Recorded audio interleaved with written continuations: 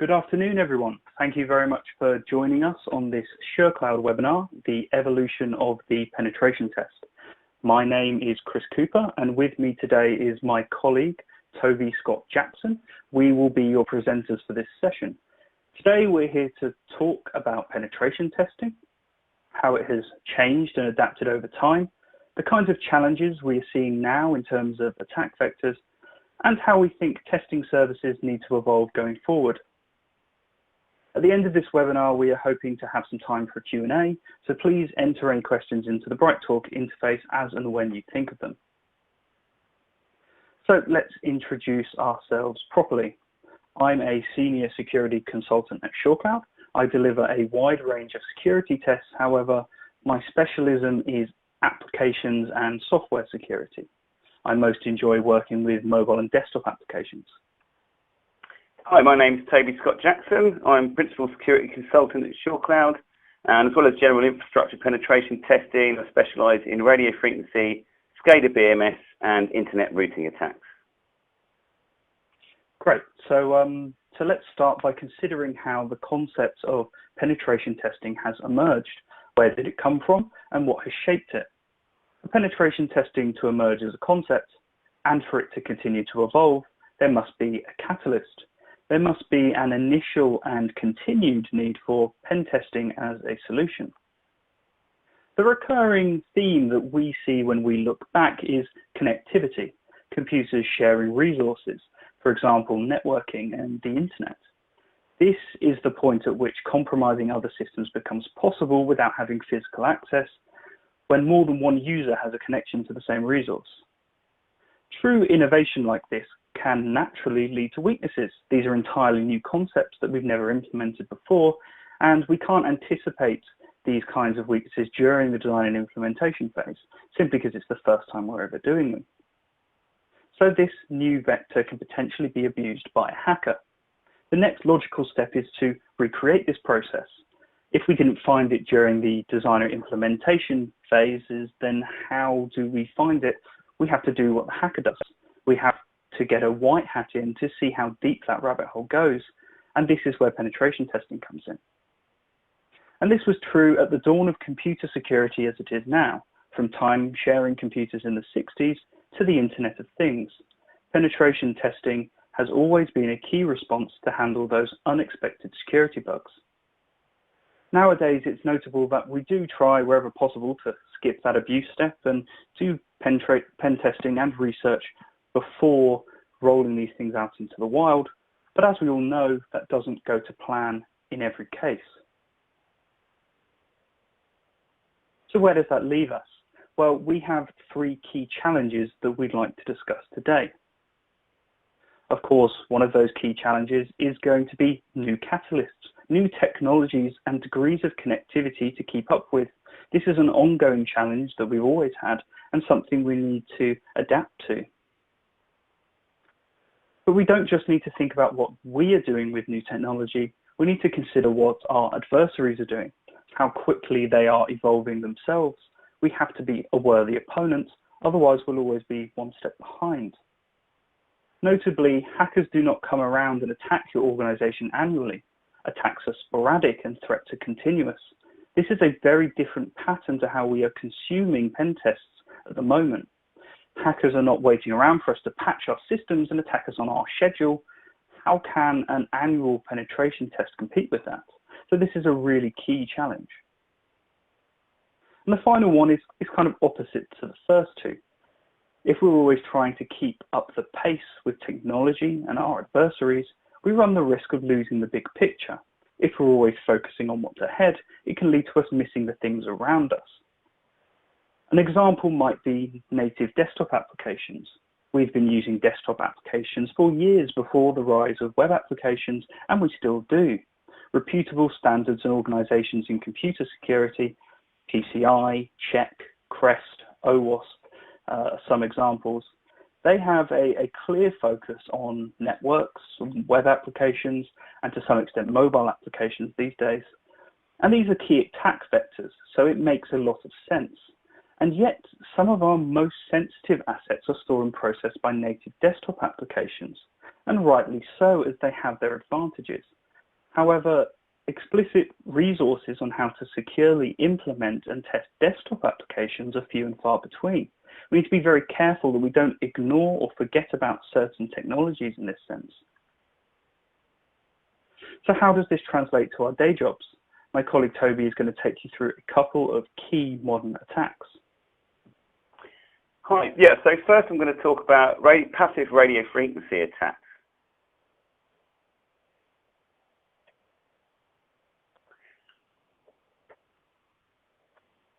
RF attacks can be purely passive and with high gain antennas can be performed hundreds of meters away from the target's physical location. Remote RF sniffing attacks do not need physical access or connection to any physical network or device. Active RF attacks are less stealthy but provide a wealth of vectors that are significantly harder to trace than attacks originating from physically attached networks. So I'm going to give you a few examples. Recently we did a pen test against a call centre that were using DECT headsets. These DECT headsets, which they didn't realise were unencrypted, we were able to sit in a car park outside the building and listen to multiple calls containing cardholder information. This included the CVV and the full PAN.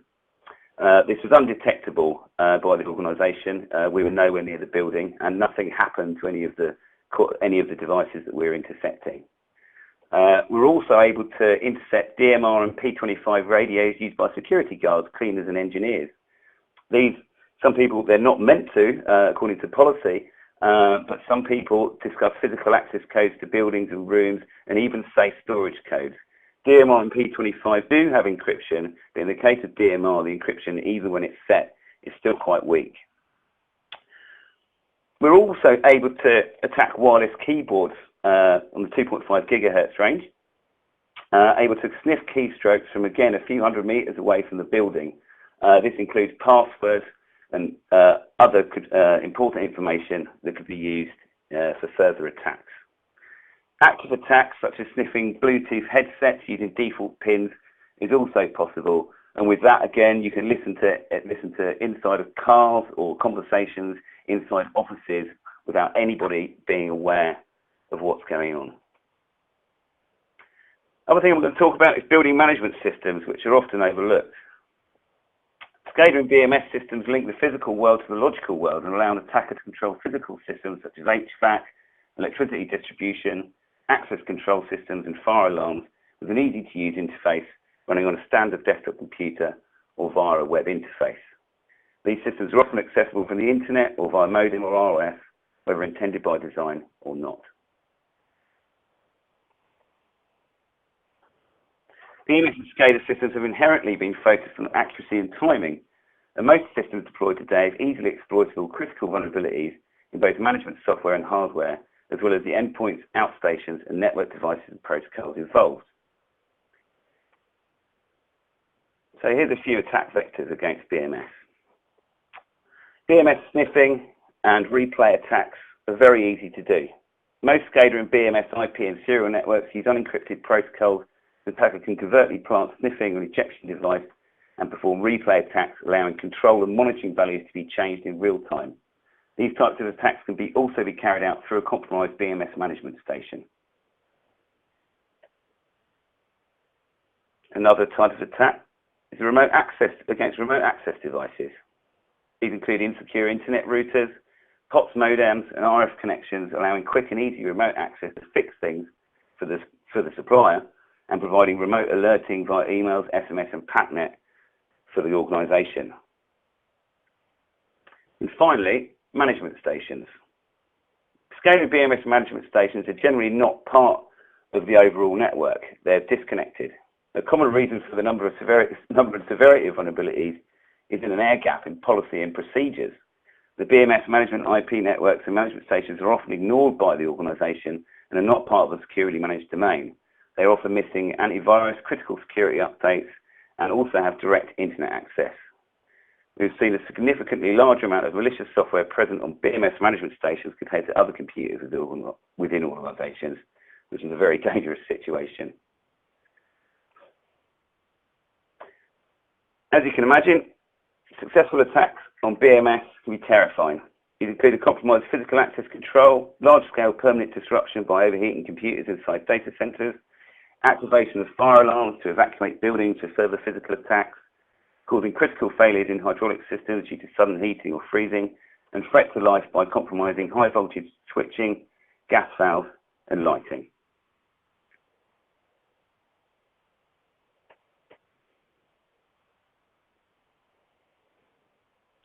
Great. So earlier I mentioned desktop applications.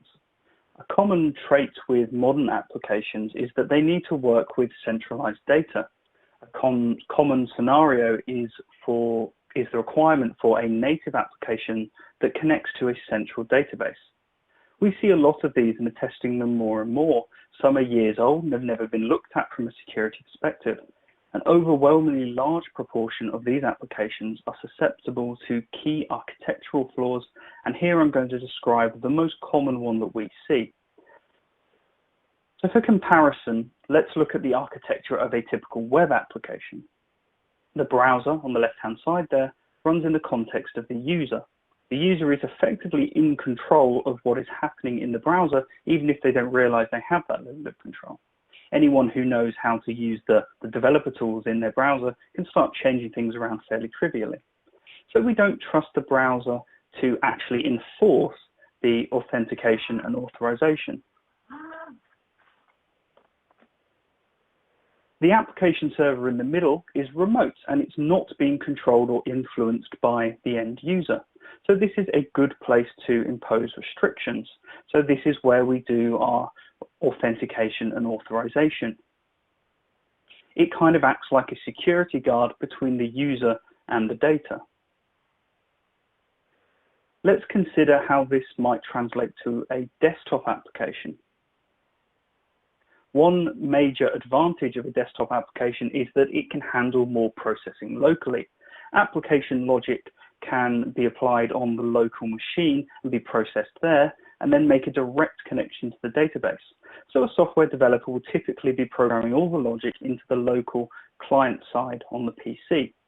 And since the application logic is local, what often happens is the authentication and authorization logic ends up being enforced here as well. But local software is running in the context of the user. Again, it's the user that is running that program, just like our web browser. And the user is effectively enforcing security upon themselves, even if they don't realize that's the case. It might not be clear from the user's point of view, but technically this model can be circumvented one way or another. You simply can't have the program that the user is executing enforcing security upon itself. Where you really want to see the security in this model is on the database itself. The database should authenticate the end user of the desktop application, and that user should have its own set of database permissions to decide what they do and do not have access to.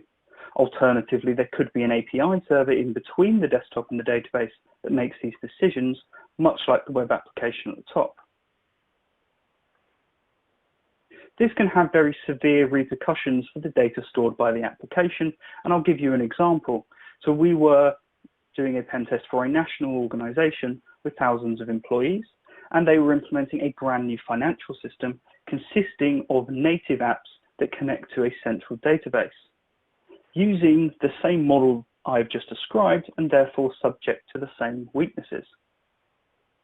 In this case, the application made a connection to the database via a shared set of credentials. However, the credentials were encrypted in an effort to protect them from prying eyes.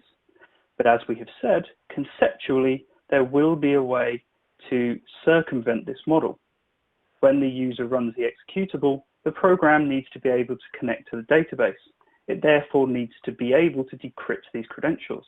And if the program can decrypt the credentials, it must have access to the encryption key in the context of the user who is running it. So if the program can access the key with the user's permissions, the user must be able to access the key as well. Therefore, all we had to do was work out where that key was, then we were able to read the key and decrypt the credentials ourselves. We essentially abused this mistrust in the local software to bypass all authentication and authorization on the system. Ultimately, we had our own unrestricted direct database connection that could read all data in the database, write all data to the database, without the restrictions that a client would usually impose. The upshot of that is, because it was a financial system, we could do things like change the bank account details of suppliers to arbitrary bank accounts, effectively redirecting payments. We were able to create and approve arbitrary expense claims. So there's the potential for direct financial impact and fraud. The most interesting thing was that the database also held all of the auditing information, and we had control of that database. So it was very easy to cover our tracks, make it look like those payments never occurred, and make it look like those malicious actions never occurred. So this is clearly a fundamental flaw, and it's far more prevalent than critical flaws in other types of application. And it's very hard to fix. It's a bit like a structural problem at the bottom of a skyscraper. The issue is right at the core of the application, affecting numerous other components. These kinds of applications are all too common, and this is something that well-scoped penetration testing can address. So, all attacks attempt to gain a successful gain of target assets without being caught in the act. As Chris just mentioned, he was able to cover his tracks by deleting audit records, and previously I mentioned that passive RF attacks are virtually undetectable. Splitting different stages of an attack across logical and physical domains significantly increases the chance of not only a successful attack, but also, and mainly, a stealthy attack that is very difficult to trace. Let's take an example. RF interception with credentials to start with. The credentials are then used to gain access to an internet web service connected to via Tor. Privilege escalation is then performed by SQL injection to gain local administrator access on that computer.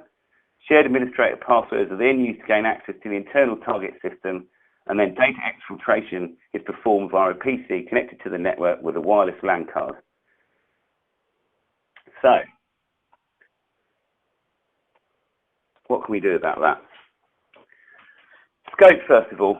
Some organisations are too rigid in their scoping and formulate testing scope on the perceived obligations of the security standard, like the PCI DSS or PSN COCO, rather than considering the wider organisation risks. Because information security and penetration testing is continually evolving, a rigid scope becomes a limiting factor. A common example is where organisations overlook the possibility of pivoting from an unscoped environment into a scoped environment by compromising jump boxes using passwords shared between security domains, for example. Scoping must be flexible and adaptable in order to produce useful and accurate penetration test results. So, organisations really need to create scopes with a security provider that offers scoping advice based on customers' business function and exposure, as well as current and future threat intelligence. Another issue is the frequency of testing.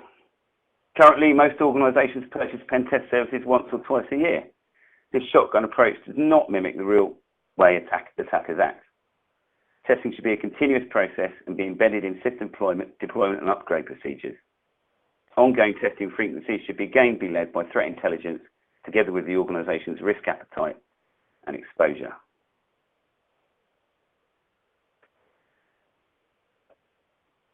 So, organisations need a more regular, properly scoped checkup on the security of their networks via pen testing as a service. Replacing outdated annual or biannual approach, organisations will gain a better understanding of their business risk and improve their defence against attacks and breaches over time.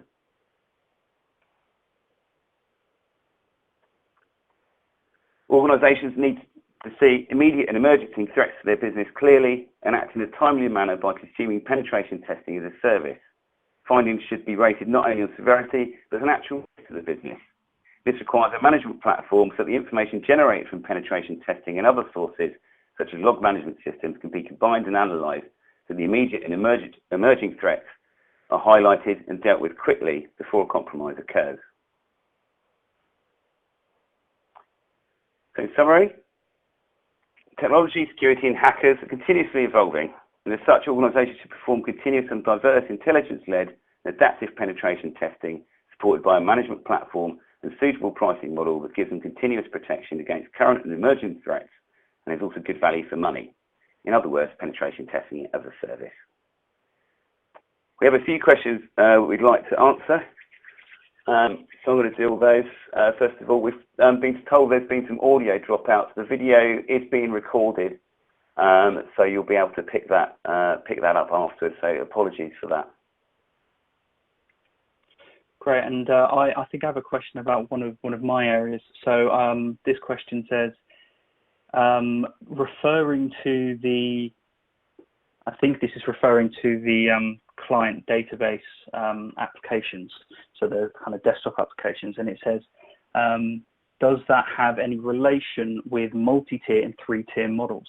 Absolutely it does. So a multi-tier or a three-tier model would be the presentation layer, the application layer, and the data layer. And the idea of a three-tier model or a multi-tier model is that you physically separate these areas out, which is, I mentioned, one of the ways of resolving this could be to add an API layer in between, and that would be following the three-tier model. At the moment, sometimes what you get, and it's very common to actually miss that out entirely, presumably in an effort to save development time, and apply the application layer actually within the local desktop client. And because the local desktop client can do a lot of processing, it's not a thin client, it's a thick client. You know, all of that happens there, and then we end up chucking the authentication and authorization in with it. If we followed a proper three-tier model, that would usually resolve the architectural issue. So it certainly is related, yes. Right, and I think, I know we're a fair amount under time, but unless anybody has any other questions, I think that's all we've had through. So I think that wraps that up. This has been a SureCloud webinar hosted by myself, Chris Cooper, and Toby Scott Jackson. Thank you all very much for your time, and we hope you have been able to take away something useful from today.